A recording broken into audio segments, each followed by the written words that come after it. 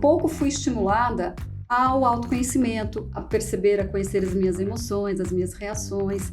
E eu acredito que muitos de nós também têm esses temas a serem trabalhados. Não é necessariamente uma jornada tranquila e fácil, né? Mas ela é muito satisfatória e ela é muito gratificante. E na medida que a gente vai trabalhando o autoconhecimento, melhor a gente se posiciona.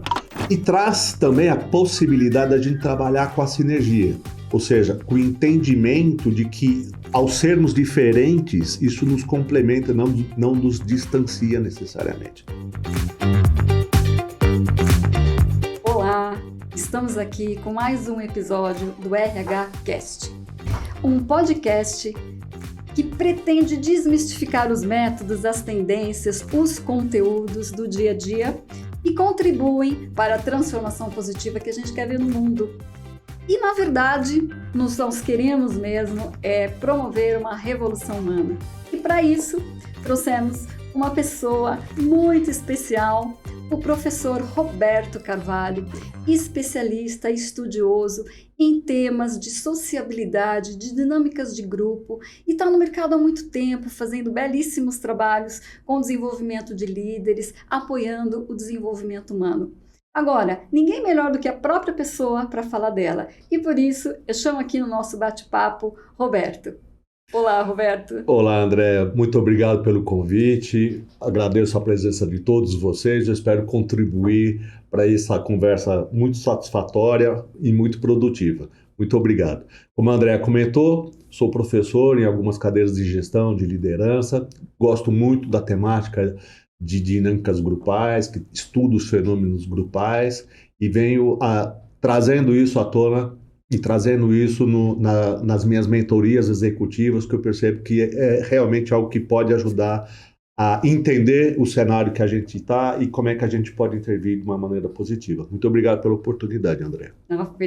Felicidade é nossa de tê-la aqui conosco. Obrigado. E para abrir esse nosso bate-papo, eu queria trazer um tema que é muito abrangente, na verdade, o autoconhecimento. Perfeito. Claro que nós poderíamos trazer muitos vieses deste tema, mas gostaria de trazer o autoconhecimento como uma possibilidade de apoio ao desenvolvimento humano e na busca da gente trazer melhores escolhas e melhores resultados para a nossa vida.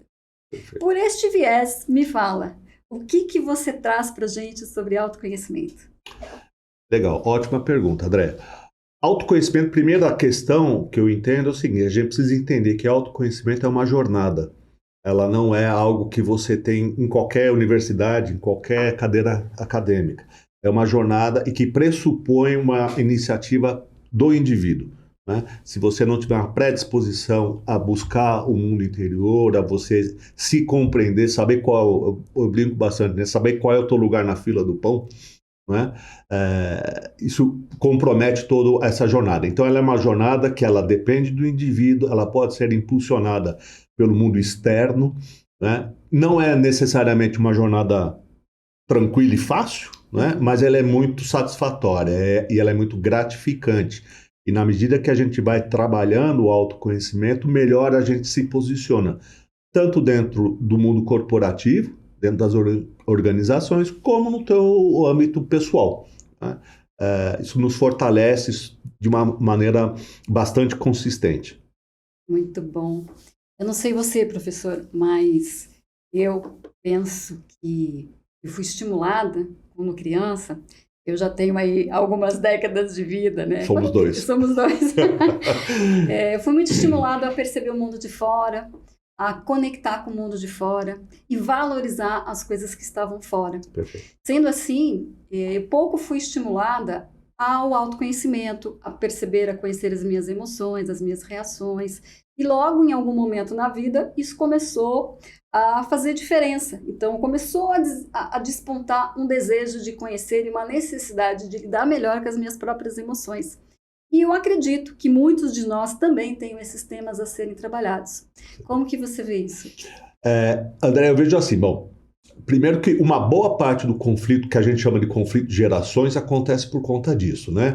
Então, a galera da nossa época, né, uma boa parte até em decorrência disso que você acabou de colocar, né, a gente tem todo um repertório que nos joga para uma visão externa e nunca para a interna. Se a gente não olha para nós mesmos, fica muito difícil a gente olhar para quem está próximo da gente.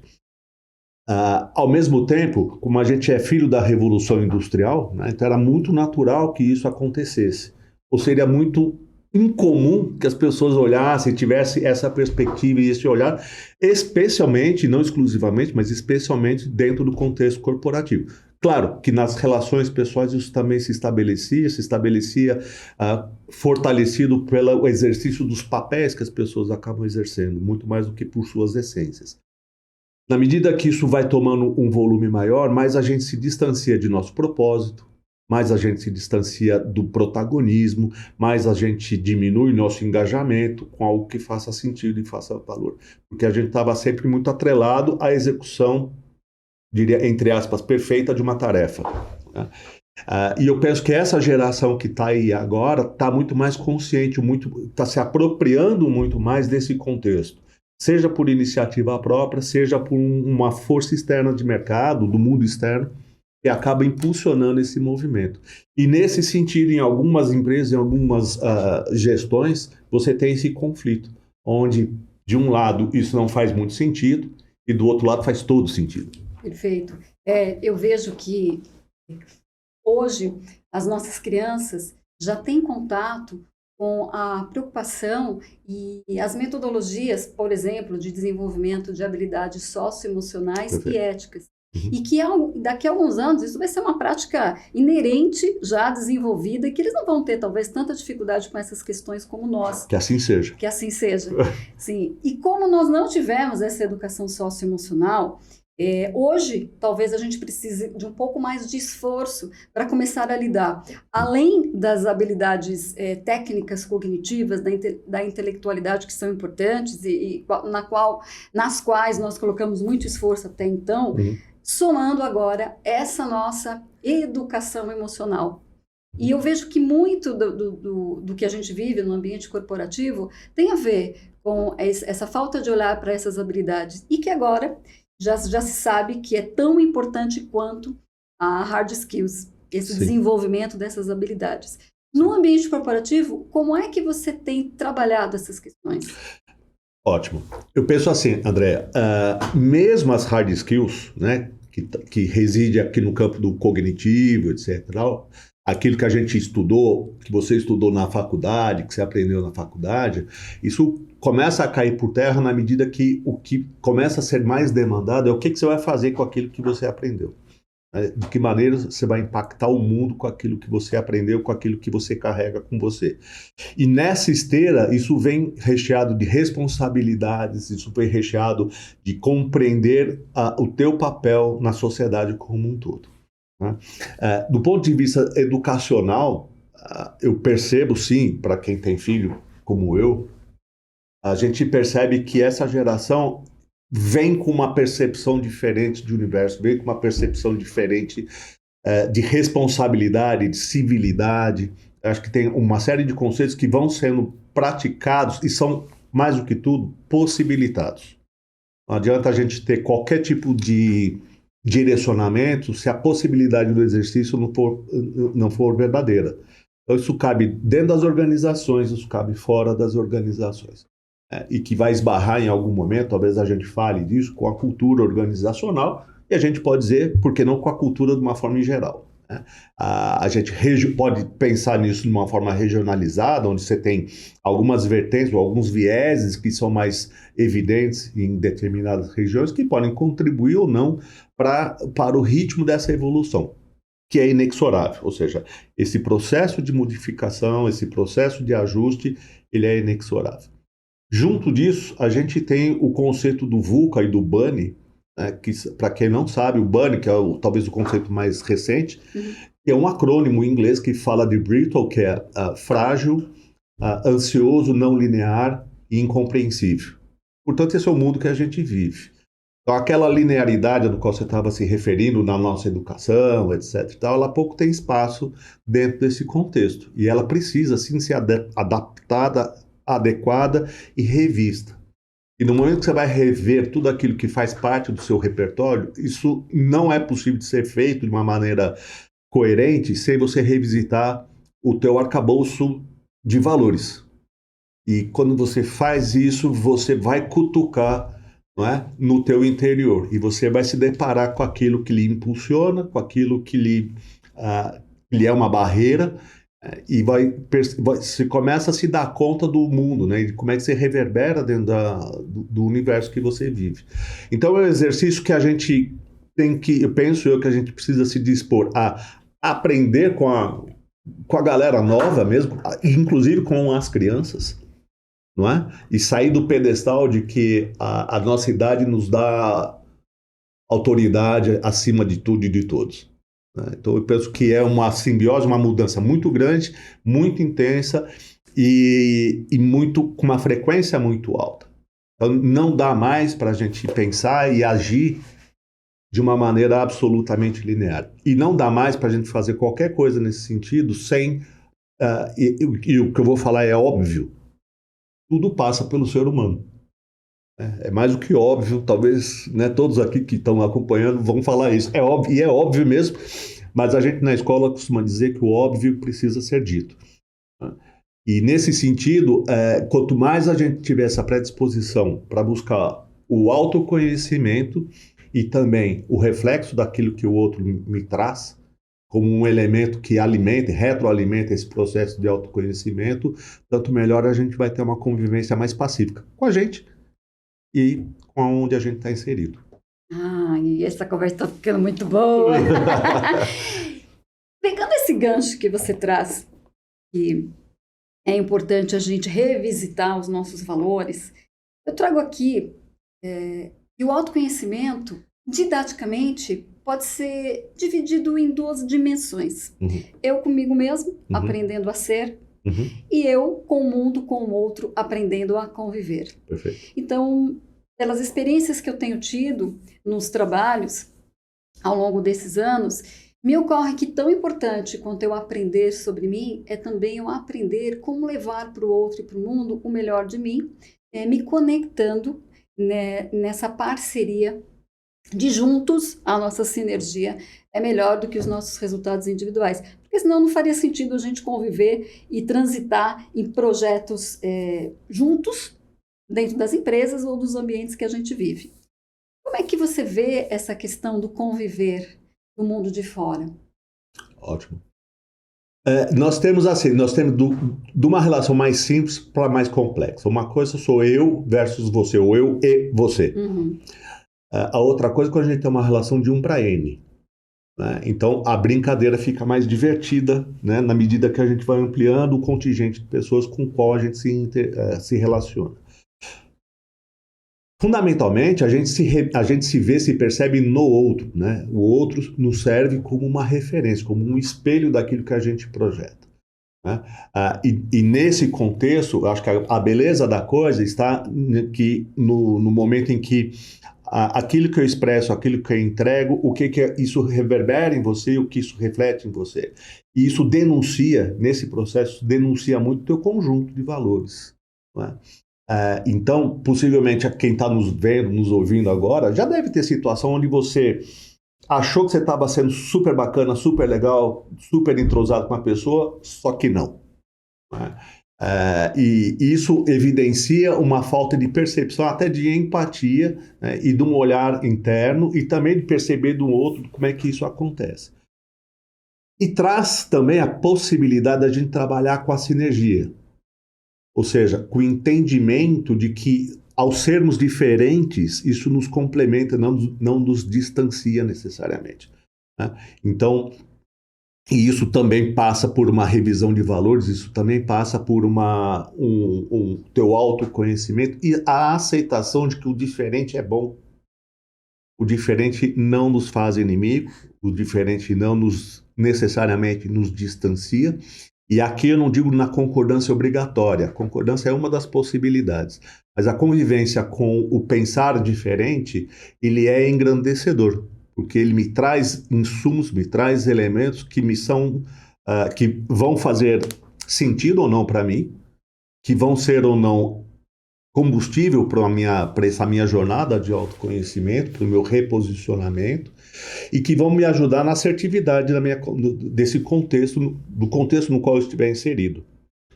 O fato é, a possibilidade, e eu brinco o seguinte, a possibilidade da discórdia ela é importante, ela é necessária e ela deve ser incentivada.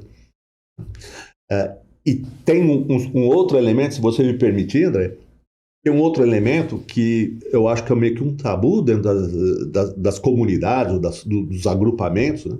Que é a diferenciação entre confronto e conflito. Né? O conflito, eu entendo que ele é importante, ele deve ser estimulado, ele deve ser trazido à tona, porque é no conflito onde a gente tem um embate no campo das ideias, e é aí onde a gente tem uma sinergia, é onde a gente vê a complementariedade mútua e coletiva. O confronto ele se dá quando, independentemente de qual seja a temática, sou eu contra você e você contra mim.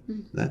E isso muitas vezes pode acontecer por força do nosso imaginário, né? Por força do nosso não conhecimento mútuo, por força da nossa... E aí eu vou fazer uso do português, né? Por uso da nossa ignorância, né? De não nos conhecermos adequadamente e não darmos espaço para um entendimento mais amplo e para uma concordância, para uma eventual concordância. Né? Então, saber lidar com a diferença de pensamento, de postura, de valores, e etc. e tal, é um atributo extremamente gratificante e que vai emoldurar todo um conjunto de relações que a gente estabelece, né? No contexto onde a gente estiver inserido. Portanto, o conflito ele é algo que ele não é indesejável, muito pelo contrário, ele é desejável. E isso necessariamente pede para que você tenha uma estrutura mínima para trabalhar com a diferença, entender como complementar e não como uma afronta ao teu poder, né? Não seja uma afronta contra aquilo que você exerce enquanto papel, né? Então, você é mãe, um papel de mãe lhe dá uma autoridade, né? A gente vê muito dessa época, né? Onde o pai, né, tinha uma autoridade sobre qualquer circunstância. Então, a gente pode estender esse assunto aqui para mais 3 dias de conversa, né? Mas essas vertentes elas estão presentes no nosso cotidiano. Sim. Eu gosto de trazer para ajudar a refletir, a compor, que o que vai temperar as relações e lidar com o diferente é como a gente expressa a partir da inteligência emocional que a gente tem desenvolvida e a autopercepção. Perfeito. Porque aonde reside a possibilidade de complementaridade das nossas visões diferentes, reside também a possibilidade do conflito. O que vai fazer a diferença é autoconhecimento e objetivo comum que a gente tem aqui. Perfeito. Então, com a clareza do porquê estamos juntos, com o entendimento de quais são os meus limites da inteligência emocional, talvez eu corrobore melhor nos espaços que eu transito. E lembrando que o diferente, ele é só diferente. Por mais que ele me traga incômodo, e ele pode sim, em algum momento, nos trazer incômodos, pode e traz. O que isso abre possibilidade para que eu com você consigamos trazer uma terceira versão menos vulnerável a partir das nossas diferenças? Olha, tem uma coisa nisso que você falou, André, que é a intenção. Né? A intenção é algo que a gente não vê, normalmente não é expressa, mas ela está lá dentro. Né? Então, veja, se eu abro um canal para um conflito no campo das ideias, o primeiro ponto é qual é a intenção, o que está por detrás disso. E isso tem que ser verdadeiro. E eu não estou dizendo que seja bom ou ruim, mas tem que ser verdadeiro, tem que ser genuíno. Não é? Para que você estabeleça uma conexão mais produtiva, mais genuína, de fato. E se a gente entende que isso é de fato uma construção conjunta, e como você muito bem falou, não é necessariamente confortável. Mas eu diria que ela é absolutamente necessária. Né? Estamos vivendo num país hoje que tem uma bipolaridade, tá muito nítido para a gente, né? A intolerância que nós temos para conviver com o diferente. Né? Tem um livro do Harari, eu gosto bastante, que são as 21 lições para o século XXI. E num dos capítulos dele, ele diz o seguinte, que a humanidade parou de pensar por si própria, parou de pensar na dimensão do indivíduo. A gente começa a pensar e começa a reagir de uma maneira coletiva, o que vai emburrecendo, entre aspas, a humanidade como um todo. Eu lanço mão daquilo que é meu em prol de uma voz comum. Né? Então, quando a gente, trazendo para o que você está colocando, André, a gente precisa se apropriar daquilo que é nosso, bom ou ruim. E se é que a gente tem, né? A gente pode ter um vazio, mas você tem. Tá? E essa possibilidade de engajamento coletivo, de engajamento mútuo, é onde a gente vai criando caminhos, criando novas possibilidades. Né? E entender, sobretudo, de que o não acerto é uma grande possibilidade. Né? Como eu falei, a gente está num processo de mudança contínua, constante, né? O mundo está nervoso. Então, diferentemente da nossa época, onde você tinha uma previsibilidade, uma linha reta, hoje a gente não tem mais isso. E nossos filhos, ou as crianças que estão vindo aí, já sabem disso. As coisas mudam tudo. Então, essa maleabilidade, essa resiliência, inclusive no trato com o outro, ela passa a ser um determinante. E isso vai acontecer tanto quanto, de novo, a gente se apropriar da gente mesmo. Né? Tanto quanto a gente entender de que isso, em que medida isso faz sentido, né? O quanto você quer se apropriar disso e quais são as intenções que nós temos ao fazer isso. Não é? Por que eu vou, então, travar uma discussão com quem quer que seja, né? E o que eu espero daquilo? É manter a minha posição firme, imexível, como já diriam, né? Como já foi dito há alguns anos, ou eu estou de fato buscando um aprendizado coletivo, né? Porque eu percebo em você valor.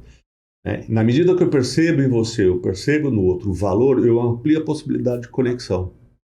E isso também não é escrito. Também não vai naquele papelzinho que fica na parede das empresas. Não está divulgado. Não está. Portanto, é algo que tem que ser genuíno, algo que tem que ser próprio. Muito bom, professor. Adorando esse nosso bate-papo. E queria agora fechar trazendo um pouco mais de tangibilidade. Como é que a gente faz a relação com esse nosso discurso conceitual dentro das organizações, dentro dos projetos que a gente está inserido, como promover esse autoconhecimento para as pessoas que nos procuram? Perfeito, André.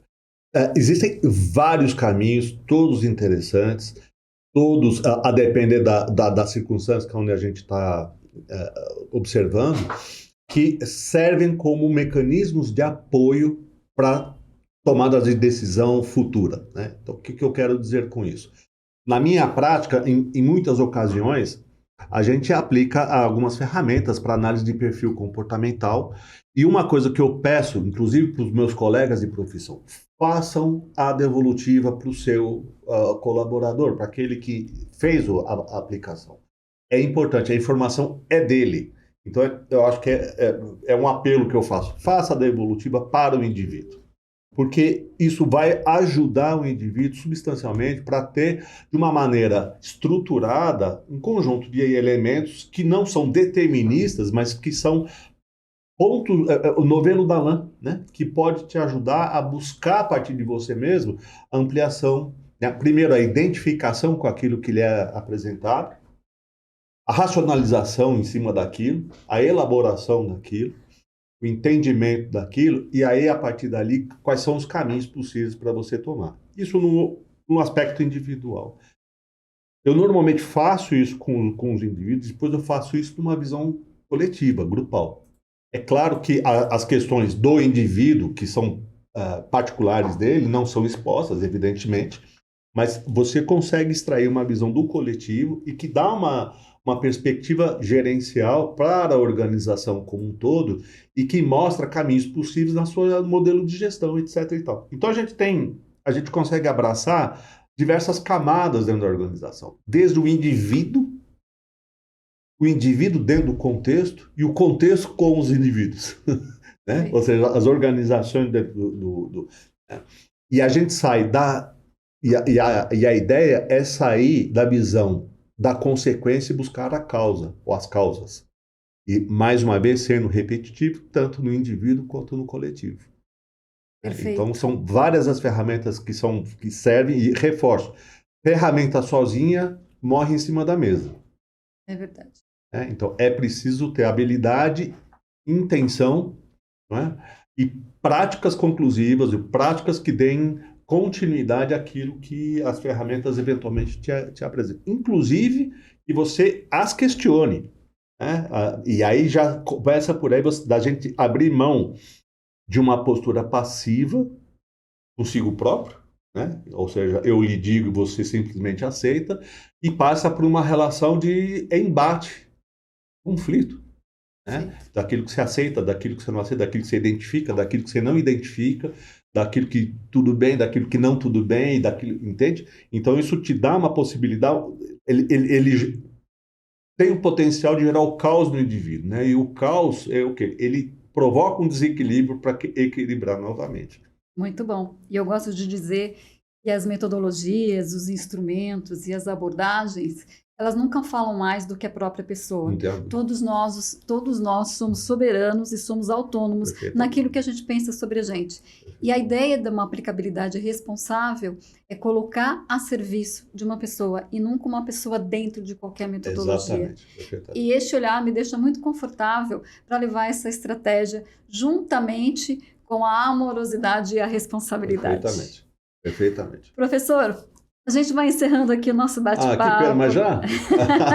De extremo prazer esse Muito nosso obrigado. bate-papo. Uma alegria. E eu convido vocês a nos seguir nas nossas redes sociais e aguardar o nosso próximo episódio.